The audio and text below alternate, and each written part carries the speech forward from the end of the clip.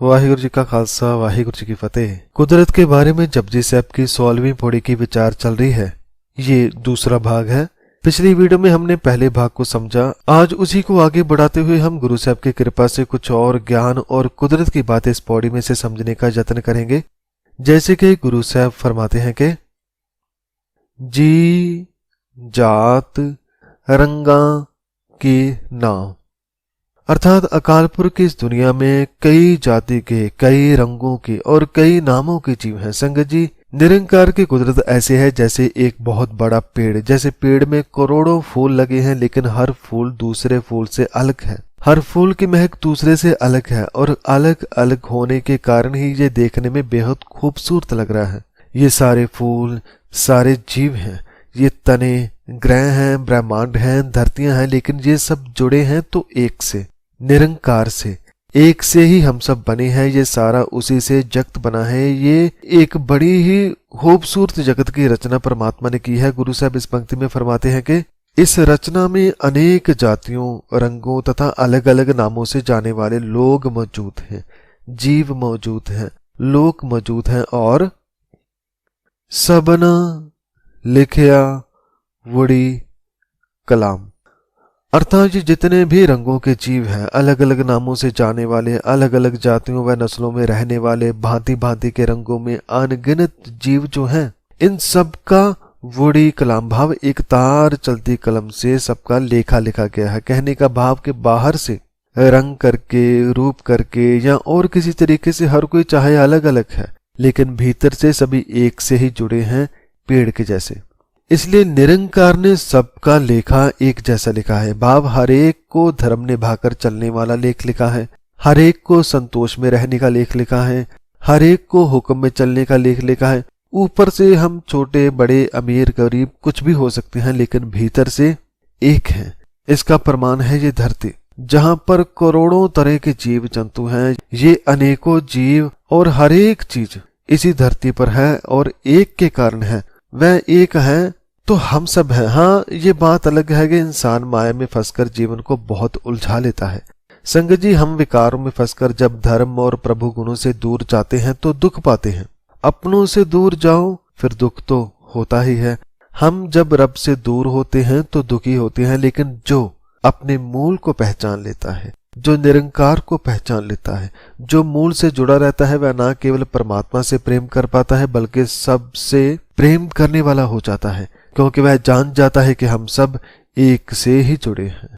फिर क्यों किसी से नफरत करना। इसके बाद गुरु साहब फरमाते हैं कि एह लेखा लिख जाने कोय, अर्थात ये जो लेखा परमात्मा ने लिखा है, भाव भांति भांति के लोक, ब्रह्मांड, जीव जंतु, ये सब कितने ही प्रकार के हैं, इन सब के लेख लिखने वाला, बनाने वाला वह एक ही है, अकाल पुरख। और वह ही जानता है कि उसने कितने प्रकार के जीव जंतु पैदा किए हैं। और गुरु साहब फरमाते हैं कि इस लिखे को जानने वाला कोई विरला ही होता है। भाव ये कुदरत इतनी विशाल है कि इसका अंत नहीं लिखा जा सकता और ना ही बताया जा सकता है। हाँ, कोई बहुत ही रब से जुड़ा हुआ मन हो, वह थोड़ा बहुत इस कुदरत के बारे में जान पाता है, लेकिन पूरा पूरा किसी के लिए भी बता पाना इतना आसान नहीं है। इसके बारे में थोड़ा और गुरु साहब आगे वाली पंक्ति में फरमाते हैं कि लेखा लिखया केता होए, अर्थात यदि कोई लिखना भी चाहे कि कुदरत कितनी बड़ी है, कितने जीव हैं, कितने ग्रह हैं, कितने रंग हैं, कितनी नस्ल है, यदि कोई लिखना भी चाहे तो वह लिखकर भी पूरा ना लिख पाएगा, क्योंकि इस कुदरत का कोई अंत नहीं है। जब कोई कुदरत के बारे में लिखेगा तो केवल उतना ही जितना उसे दिखाई दिया, जितना उसने जाना, इससे ज्यादा नहीं। संगत जी, कभी कभी हम किसी चीज का आनंद इसलिए नहीं ले पाते क्योंकि हम उसे केवल चीज समझते हैं, ये नहीं समझते कि उसके होने का भी कोई मतलब है। कोई चीज हमें मिलती है, ये संजोग का काम होता है, कोई बिछड़ती है तो ये विजोग होता है। वह चीज भी हमें बहुत कुछ सिखाती है। अक्सर देखा गया है कि हमारे आसपास या घर पर बहुत कुछ ऐसा होता है जिसकी हमें बिल्कुल भी कदर नहीं होती, पर वह है बहुत ही बेशकीमती। हम केवल उसे इस्तेमाल करते हैं और फेंक देते हैं, लेकिन यदि उसे समझा जाए, जाना जाए, तो वह हमें बहुत गुण दे सकती है। तो फिर चाहे वह छोटा सा पौधा हो, घास हो, पानी हो, हवा हो, दोस्त हो, परिवार हो, कुछ भी हो, वह हमें बहुत कुछ सिखाती है यदि हम भी उससे प्रेम करें, उसके बारे में जाने। तो गुरु साहब फरमाते हैं कि जानो, जानना जरूरी है लेकिन जानो प्रेम से, मन से जानो, कुछ सीखने के लिए, ना कि अहंकार बढ़ाने के लिए। तो इस कुदरत का गुरु साहब फरमाते हैं कि जो लिखा लिखा है उसे जितना लिखा जाए, जाना जाए, ये उतना और बढ़ जाता है। केता होए भाव बड़ा हो जाए, बेअंत हो जाए भाव, जितना बताए उतना और बाकी रह जाता है। इस कुदरत का लेखा कभी पूरा पूरा नहीं लिखा जा सकता। इसके बाद गुरु साहब फरमाते हैं कि केता ताण सवाल्य रूप, सवाल्य भाव सुंदर, सुंदरता का घर, तान का भाव है जोर या ताना बाना। तो गुरु साहब फरमाते हैं कि बहुत से लोग परमात्मा के बारे में लिखना चाहते हैं, उसकी बनाई कुदरत के बारे में लिखना चाहते हैं, पर वह लिख नहीं पाते। लेकिन संगत जी, लिख नहीं पाते इसका अर्थ ये नहीं कि लिखना नहीं है। जब हम कुछ खोजते हैं, लिखते हैं, तभी हमें कुछ प्राप्त होता है। और जब हम कुदरत के बारे में, जब परमात्मा के बारे में खोजते हैं, तो हमें अचंभित करने वाला ज्ञान प्राप्त होता है। जैसे कि ये कितना बड़ा जगत परमात्मा ने कैसे बनाया, उसने कैसे इसे लिखा, और लिखने वाले उस परमात्मा में कितनी शक्ति होगी, कितना उसका तान होगा, जोर होगा, और जो ये ग्रह हैं इनमें कितना जोर होगा, कितनी ताकत होगी। तो बहुत सारा ज्ञान हमें मिलता है, लेकिन पूरा ज्ञान गुरु साहब फरमाते हैं कि पूरा पूरा जान पाना ये कठिन है, असंभव है। संगत जी, हमारी जहां तक नजर जाती है, हो सकता है हम उसे थोड़ा बहुत जान पाए, लेकिन पूरा पूरा अभी तक कुदरत के बारे में जान नहीं पाए, अपने बारे में जान नहीं पाए, धरती के बारे में जान नहीं पाए, क्योंकि आज भी नए नए रहस्य इस धरती पर खोजे जाते हैं। तो ईश्वर जो कि खुद बहुत सारे रहस्यों से भरा है, तो उसकी बनाई कुदरत भी उतनी ही ज्यादा रहस्यों से भरी है। लेकिन जो खोजता है वह कुछ ना कुछ पाता जरूर है, वह कुछ ना कुछ सीखता जरूर है। ऐसे जो मन को खोजता है वह भी बहुत कुछ प्राप्त करता है। हमारे अंदर भी कुदरत है, वहां भी बहुत कुछ घट रहा है, उसे भी मन जान पाता है जब वह इसे खोजता है। इसलिए गुरु साहब इस पंक्ति में फरमाते हैं कि बहुत से लोग परमात्मा के बारे में लिखना चाहते हैं, उसकी बनाई कुदरत के बारे में, उसकी सुंदरता के बारे में लिखना चाहते हैं, लेकिन पूरा पूरा लिख नहीं पाते। संगत जी, जो जो खोजता है वही जान पाता है कि अकाल पुरख की कुदरत कितनी प्यारी है, कितनी सुंदर है, कितनी जोर वाली है। अगर धरती की बात करें तो यहाँ कितने सारे पहाड़ हैं, कितने तरह के फूल हैं, कितने तरह के झरने हैं, कितने तरह के पंछी हैं, इनके बोल, इनकी मिठास, इनकी महक कितनी प्यारी है। और इसके अलावा केती दात जाने कौन कूद, कूद का भाव है माप, अंदाजा।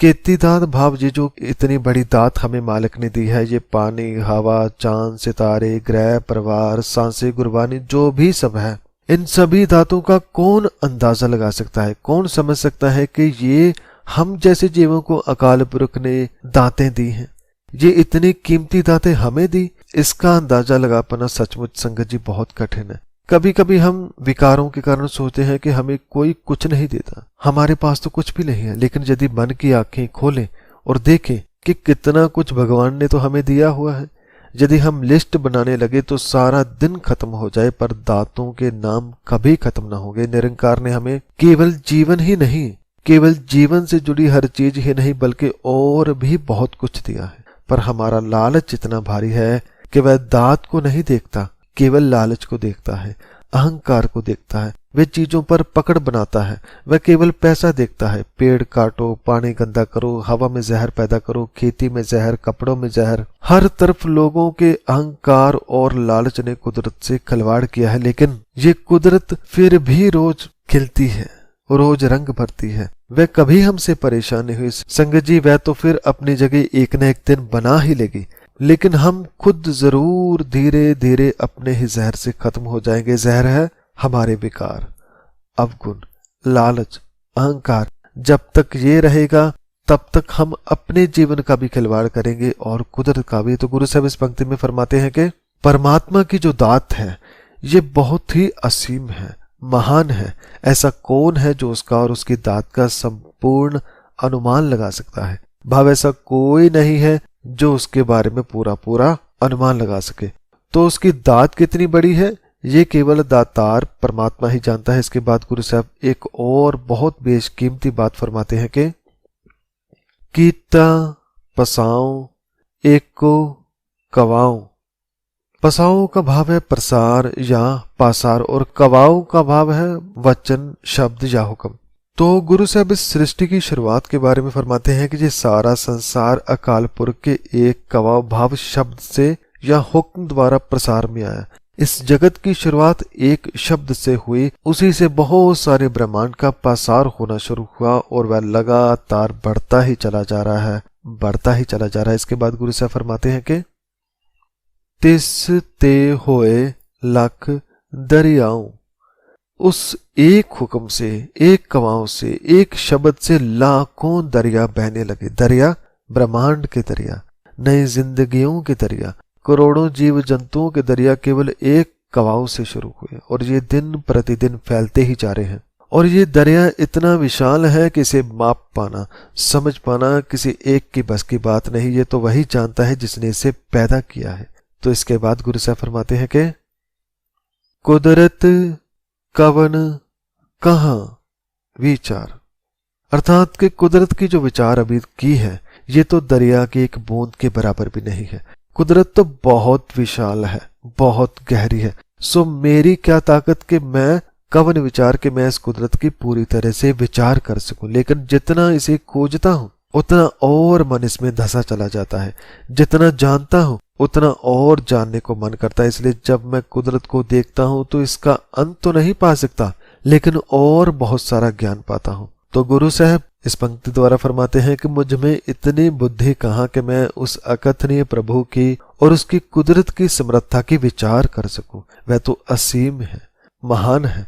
तो इसके बाद गुरु साहब फरमाते हैं कि वार्या ना जावा एक वार, अर्थात हे अनंत स्वरूप मैं तुझ पर एक बार भी कुर्बान होने के लायक नहीं हूं। संगत जी, जब हमें कुछ बहुत प्यारा लगता है तो हम कहते हैं कि मैं इस पर बार बार कुर्बान जाता हूं, बार बार सदके जाता हूं, वारने जाता हूं। इसी तरह गुरु साहब फरमाते हैं कि ये कुदरत इतनी प्यारी है, इतनी गहरी है, इतनी ज्ञान से भरी है कि इस पे एक बार कुर्बान नहीं बल्कि हर बार बार बार कुर्बान जाता हूं। यदि बार बार श्वास श्वास भी कुर्बान जाऊं फिर भी एक बार भी कुर्बान होने के लायक नहीं हूं, क्योंकि मेरी हस्ती कादर की कुदरत के सामने कुछ भी नहीं है।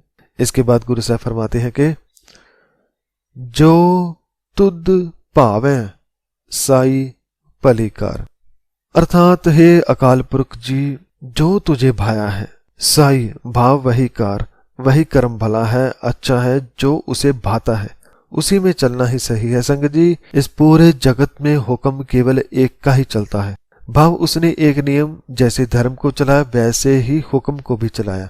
उसी के हुक्म में कोई अच्छा है, कोई बुरा है, कोई अमीर है, कोई गरीब है। भाव पेड़ एक है, फूल अलग अलग हैं, लेकिन भीतर से हम सभी एक हैं, एक से बने हैं। और जो अपने भीतर को पहचान कर रब से जुड़ा रहता है वह हुक्म को समझ कर जीता है। वह फिर गरीबी या अमीरी को नहीं देखता, वह देखता है कि मैंने इस जीवन में करना क्या है, कैसे अपने मनोरथ को इस हालात में रहकर पूरा करना है। जैसे जितने भी संत भक्त पहले हुए उनमें से कुछ अमीर भी थे, कुछ गरीब भी थे, लेकिन जब उन्होंने एक को माना तो उन्हें अपना जीवन मनोरथ मिला। वह क्या था? वह था परमात्मा से एक होना और वैसे जीना जैसे उसका हुक्म है। जो हुक्म को निरंकार को ऊंचा जानते हैं तो दुनिया के बाकी सब दर्जे नीचे रह जाते हैं। तो गुरु साहब फरमाते हैं कि हे अकाल पुरख जी, जो तुझे भला लगता है वही कार्य श्रेष्ठ है, जिसमें आपकी मर्जी शामिल है वह कार्य मेरे लिए सही है। संगत जी, कई बार हमें कुछ बातें समझ नहीं आती, लेकिन बाद में जाकर पता चलता है कि मेरा वहां होने का भी कोई कारण था, कोई मनोरथ था। तो इस पौड़ी की आखिरी पंक्ति में गुरु साहब फरमाते हैं कि तू सदा सलामत निरंकार, हे निरंकार तू सदा सलामत रहने वाला है। भाव सदा अटल है, सदा स्थिर है। हे निरंकार, ये जगत जब नहीं था तब भी आप थे, अब भी आप हैं, और जब कुछ ना होगा तब भी आप ही होंगे। आप सदा सलामत हैं, सदा रहने वाले हैं। और जैसे संगत जी निरंकार सदा रहने वाला है, ऐसे ही उसका हुक्म धर्म वह भी सदा रहने वाला है। जब भी कोई आकार निरंकार से बनता है तो वहां हुक्म और धर्म चलते हैं, और जो जीव उसे समझता है वह जीवन को सुखमय बना लेता है। वह ये चिंता छोड़ देता है कि मैं कहाँ हूँ और कैसे जी रहा हूँ। वह इस बात से खुश है कि उसके नाम में जी रहा हूँ, उसके हुक्म में जी रहा हूँ। उसके हुक्म में जीना ही आनंद है, सुख है। तो संगत जी, ये थी 16वीं पौड़ी की विचार, जिसमें सबसे पहले गुरु साहब ने हमें समझाया कि जो मन नाम को सुनता है, सुनकर मानता है, भाव जो परमात्मा की आवाज को सुनने लग जाता है और जो सुनकर मानता है, वह फिर निरंकार की कुदरत को समझने वाला हो जाता है। ये कुदरत तो जन्म से हमारे साथ थी, पर समझ ना होने के कारण इसे हम कभी समझ नहीं पाए। पर अब जब जाना तो पाया कि ये कुदरत तो बहुत असीम है। कितने ग्रह हैं, जीव है, फूल है, पेड़ है, और कुदरत केवल बाहर ही नहीं बल्कि मन के अंदर भी है। मन की कुदरत भी मन जानने लगता है, पर सब कुछ जानकर भी मन के लिए ये बता पाना कि ये कुदरत कितनी बड़ी है, गहरी है, कितने गुणों से भरी है, ये आसान नहीं है। क्योंकि ना ही निरंकार का कोई अंत पा सकता है और ना कोई निरंकार की कुदरत का। तो संगत जी, जो पूरी विचार को समझता है वह फिर वैसा ही जीवन जीता है जैसा उसे भला लगता है। उसके हुक्म में रहकर जीने में ही आनंद है, सुख है। तो अंत में इस पूरी विचार के लिए सतगुरु श्री गुरु ग्रंथ साहब जी महाराज जी को कोटि कोटि नमन है। और आप सब संगत का भी इस विचार को सुनने के लिए धन्यवाद। हुई सभी गलतियों की मैं क्षमा चाहता हूँ। वाहिगुरु जी का खालसा, वाहिगुरु जी की फतेह।